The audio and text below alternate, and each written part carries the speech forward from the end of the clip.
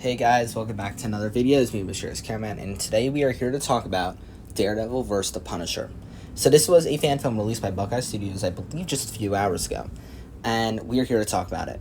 Before we get into it, if you ever want to check out Fan Film Finder, it's a short Google form you can fill out, and if you fill it out, you can just put a fan film in, and I'll eventually get around to reviewing it.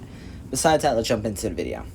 Alrighty, so this is a fan film that released literally an hour ago by Buckeye Studios. This is another one of their Heroes and Outcasts universe films. And if you see my videos, you know I want to make clear, for those who have not seen my videos, I love Dead No More. I love their 3 Spider-Man films.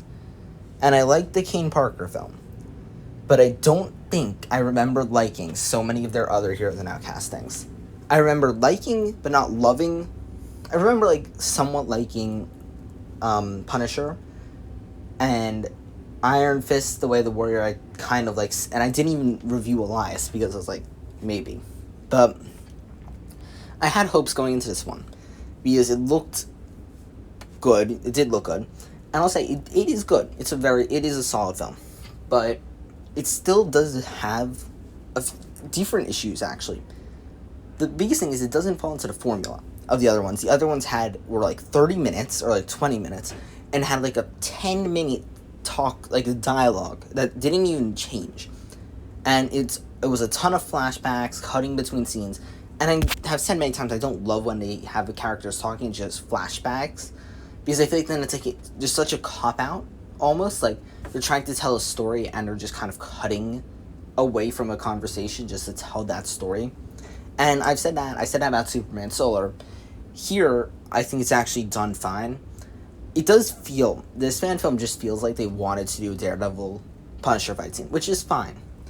I think part of the real criticism I have with this is the fact that I think this is the second time we've seen Punisher, and I don't remember when the last time we saw Daredevil. I think we saw Daredevil in Kane Parker, but I think we may have saw him in Dead No More, but I think that's it. So we've gotten more from Daredevil, but not much for Punisher. So having Punisher be like this huge character and this being his second debut, I feel like is a very interesting thing, because it's like we're supposed to care that Punisher's doing all this, but there's no reason for us as an audience to be like, oh wow, Punisher is going to start a war. I think the part with Daredevil is actually done. I think you actually should care for Daredevil after the amount of times he's appeared. But Punisher hasn't appeared enough for us to care about his character. Well, we care about his character, sure, but we don't care about his character enough that a Versus is coming this soon for his character. Like, it just feels like an odd placement for this to be placed. And not just that, but this fan film was very clearly made just to show the two fighting, as I mentioned. But I feel like they could have said, hey, maybe I'll put this off 2 years, for example, which I know is a long time. As someone who's made fan films, I would never want to wait that long. But that would also then say, hey, maybe there's a film that this could be pushed into a 40-minute film and would make more thematical sense, instead of it just being, hey, let's just film fight scene and throw it on. And I don't think it's bad that they made that choice, because I actually still really enjoyed it. I'm about to talk about everything I like about it in a second. But I wish that they made the choice to maybe put it off, because then it could be, oh, this is a great fight scene in a great film and not a great fight scene, period. Because the fight scene is the film. But I will say, it is good. I think the first 4 minutes being all like the build-up to the fight is a little bit strange almost. Again, because we don't know why they're fighting exactly. I guess they kind of just met up and started fighting. That's pretty much why we think. We know that they don't agree on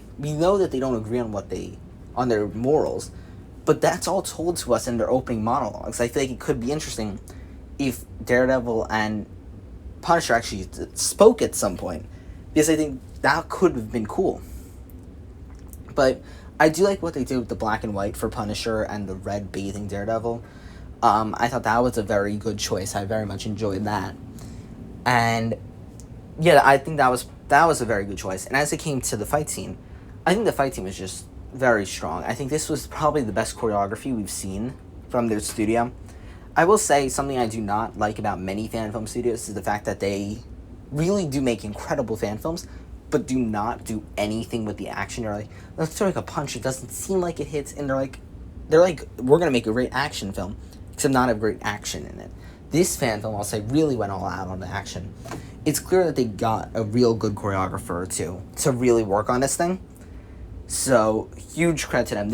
I'll say the action was so good in this. I'll say that's pretty much the best thing, because this is an action.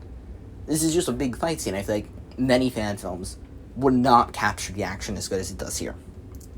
So, and then there's like that epilogue scene with him going to war. Again, it's interesting, but I don't see where it goes next.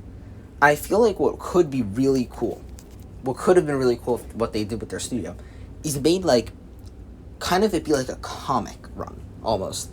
Like, it would every single story would feature Spider-Man, which I know would be extremely challenging. But what it would be is it would kind of be like a comic series. So, like, each part of their universe would be a Spider-Man comic. And in each part, some of them, like Dead No More, would be like the bigger comics, the more impressive ones, the longer ones, while some of them, or like a 5-part comic, or some of them could be just like Spider-Man one day swinging around and seeing these two characters get in a fight and trying to break it up or something, or seeing why they're fighting through Spider-Man's perspective, or meeting Power Man and Iron Fist through Spider-Man, because I think that would have a through line. Because at this point, I don't see how much the Spider-Man side of this relates to this side to the Heroes and Outcasts side of this universe. And I hope it does at some point. I really do hope that they all connect at some point. Maybe in the Spider-Verse films, but even in the Spider-Verse films, they're not even connected to these, so I don't know where they're going with it. I don't know if there's like an end goal, or if they're kind of just making films. And I'm not mad if they're just making films to make films, but it feels like I feel like it feels like they're going to go somewhere with it. So I hope that because they teased it, they said it, Daredevil and Punisher will come back, so I hope that they make a good choice with that. So yeah, I think that's all I have to say. 6 points. Directing, very well done. Very well done, directed. Edited, strong. I think all the cuts and stuff were well. They had a really good CGI shot, I think. Acting, good. I don't know how much acting there was exactly. It was very much a fight scene. Story was strong. Story was the story. Choreography was great. Choreography was 10 out of 10. And music was good. So yeah, that's all I have to say. This fan film was still very good. I still very much enjoyed it. And yeah, see you guys in the next one. Bye, guys.